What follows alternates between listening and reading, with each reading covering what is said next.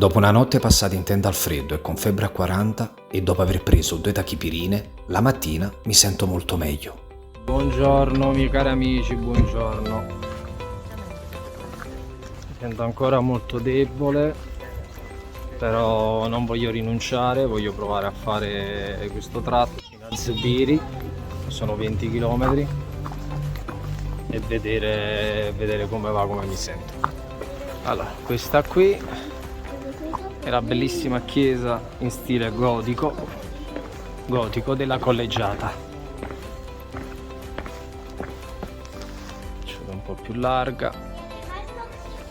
Eccola qua. Del XIII secolo, e all'interno è presente la statua in oro, argento e diamanti della Vergine di Roncisvalle.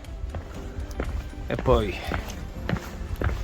poco lontano, sempre comunque all'ingresso diciamo, vi è la cripta Capiglia de Sancti Spiritus, dove la leggenda narra morì e fu sepolto il paladino Rolando. Ok, è stata un'intossicazione alimentare. Ho fatto anche la denuncia alla polizia, perché la polizia è venuta a cercarmi, perché quando sono andato a mettere il sello sulla credenziale della Collegiata ho spiegato che stavo male e mi hanno detto che tanti altri pellegrini erano stati mali, che avevano mangiato il formaggio. Quindi è partita una denuncia a questo qua col furgoncino, perché non è che può, a parte il fatto che quello è un tratto bruttissimo. No, per fortuna io avevo trovato 2 persone ad assistermi, ma io non so proprio come avrei fatto, ragazzi. Io non so se qualcuno di voi, spero di no, ha avuto mai un'intossicazione alimentare, se qualche volta ha vomitato, è stato male, il corpo è completamente debilitato.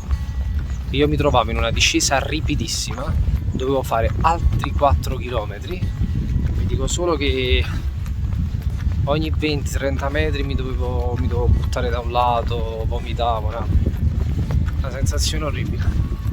Ma cosa vedo in lontananza? Quante volte l'ho visto? Ieri ero così.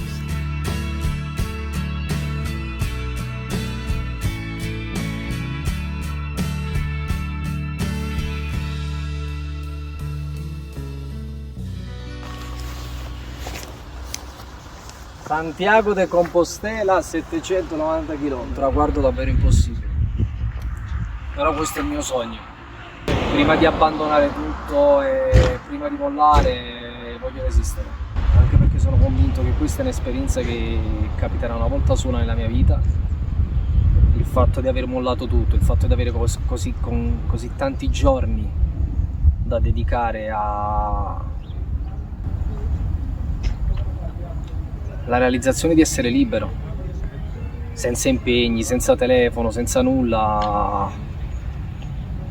Non lo so, non mollerò, farò di tutto per non mollare, però vi dico che se dovessi star male ora mentre sto camminando, e la salute è la prima cosa, non è che posso star male. Poi questi sono tratti solitari, io ieri ho rischiato grande, una cosa che non dovete mai fare. Se vi sentite poco bene non potete andare in un posto isolato in mezzo alla natura dove non prende il telefono, poi senza telefono, ma noi cercheremo di farcela. Mettiamoci a camminare, va, e qui se viene a piovere bisogna prepararsi. Buon cammino! Ciao Santiago, chissà se ci rivedremo mai. E ciao Roncisvalle. E chi se la dimentica sta giornata, ragazzi, mamma mia.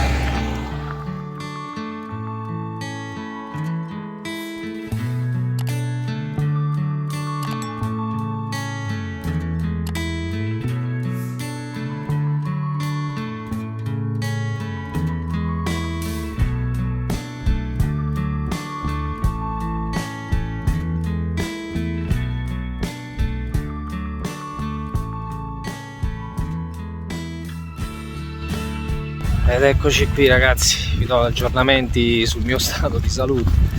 mi sento molto debole, da poco ha finito di piovere e non penso di arrivare a Zubiri perché mi sento proprio una grande debolezza. Fortunatamente non ho vomitato, questa è una cosa molto positiva, non sono neanche andato in bagno, quindi diciamo che il mio stomaco sta reggendo, però le gambe proprio deboli, mancano un 7 km a Zubiri e non credo di farcela.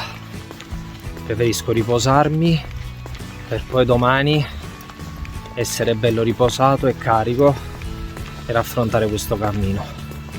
Il morale si è alzato un pochino e purtroppo sono capitati proprio questi 2 giorni di inizio molto duri, però come si dice, quando il gioco si fa duro, che può sembrare una cretinata perché non sto facendo né una guerra né altro, però vi posso dire che fare 10 km con 15 kg, farne 17 e gli ultimi 5 vomitando e stando male, che sono dovuto andare anche al pronto soccorso, non è stato bello e penso che avrebbe scoraggiato tantissime persone, soprattutto chi è abituato a fare una vita negli agi, una vita con tutte le comodità.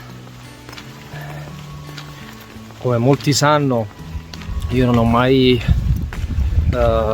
soggiornato in un ostello, in tutti i miei viaggi ho sempre dormito in alberghi minimo 4 stelle. Quando arrivavo nei viaggi, quando arrivavo a destinazione c'era sempre un taxi ad aspettarmi e quindi ho sconvolto completamente tutta la mia vita. Se non ci fosse stato il problema della salute sarebbe andata molto meglio, adesso avrei anche uno spirito diverso, però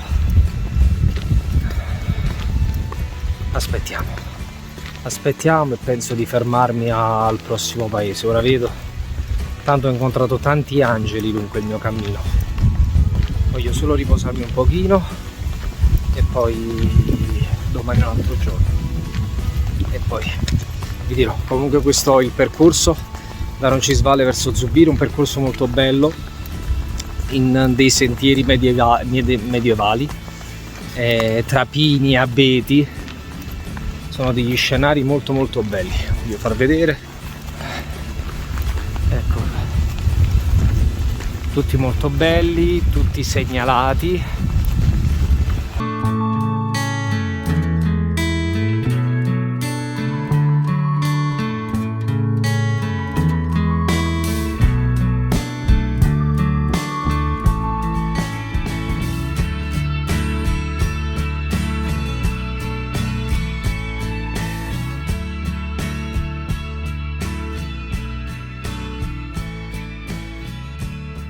Allora ragazzi, vi voglio parlare delle cose magiche del cammino. Una quarantina di minuti fa avevo fatto una pausa per mangiare una banana. Poi mentre proseguivo lungo questi bellissimi sentieri alberati, poi il cammino per andare a Zubiri attraversa a volte delle strade, però comunque ben fatto, le costeggia sempre, quindi sono pochi i tratti che uno deve camminare di fianco alla strada. A un certo punto avevo iniziato a sentire un po' di alcune fitte allo stomaco, però nulla di che. Allora mi ero seduto, mi ero tolto lo zaino e mi ero messo un po' lì a riposare. A un certo punto si è fermata la macchina, una coppia di persone anziane che avevano visto il mio abbigliamento da pellegrino, mi hanno chiesto se andasse tutto bene, come andava, dove ero diretto. Io gli ho raccontato un po' la mia disavventura del giorno precedente, che ero stato male e che adesso pian piano preferivo fermarmi prima di Zubiri. E loro che cosa mi hanno detto?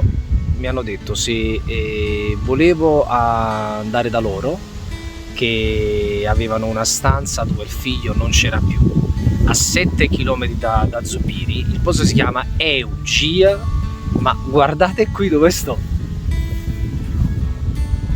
c'è uno scenario meraviglioso, una cosa meravigliosa che solo nel cammino può accadere.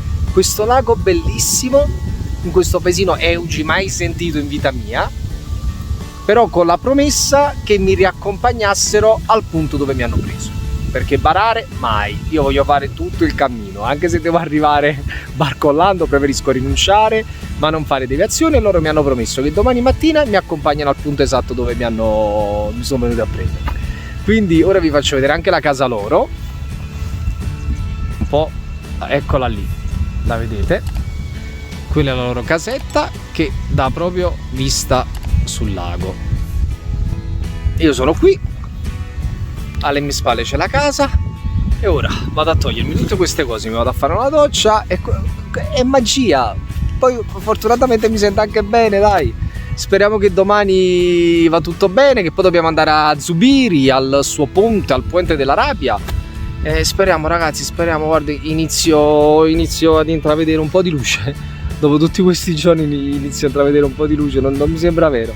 Questa coppia che si ferma, amante del cammino, che hanno fatto anche i volontari per tante associazioni e quant'altro, che hanno offerto a uno sconosciuto, a una persona che era seduta su una panchina, senza sapere io chi fossi e quant'altro, ospitalità, mi ha riempito il cuore. Volevo rifiutare, ma sono stati così gentili e che ho accettato proprio di buon cuore, così ho l'opportunità di conoscere altre magnifiche persone e altri angeli che ho incontrato lungo questo cammino. Eccoci qua ragazzi, sono nella stanza del figlio di François e Julien, la coppia di persone che ha caricato uno sconosciuto nella loro macchina, l'ha ospitati a casa e addirittura gli ha dato la stanza del figlio a Deugy, questo piccolo paesino bellissimo che affaccia sul lago. E le gambe mi fanno male, però non ho più mal di stomaco, non ho vomitato né altro, quindi domani mi farò riaccompagnare dal punto dove mi avevano preso. Passerò a Passo dell'Erro, poi Zubiri e poi da Zubiri proseguo fino a Pamplona e poi deciderò se fermarmi a Pamplona o meno, ma penso di sì, perché comunque saranno 25 km e dato che non sto ancora in maniera ottimale fisicamente è meglio così, è meglio non sforzare. Vi mando un bacio e vi auguro come sempre una dolce buonanotte. A domani.